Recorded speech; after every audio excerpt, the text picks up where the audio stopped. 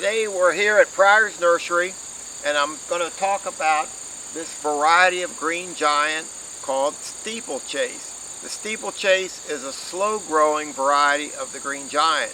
It grows about a foot a year, whereas the regular green giant can shoot up and grow 2.5 to 3 feet a year. So the Steeplechase looks very similar to the green giant, except it's slow growing.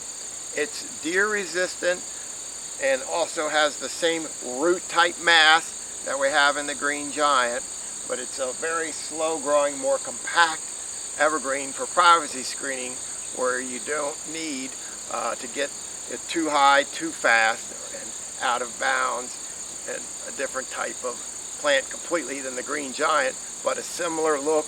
And the green giant attributes, the positive attributes, are also with this plant. Holds up well to the storms, has the rooting mass close in where it doesn't blow over, and deer resistance. Pryor's Nursery.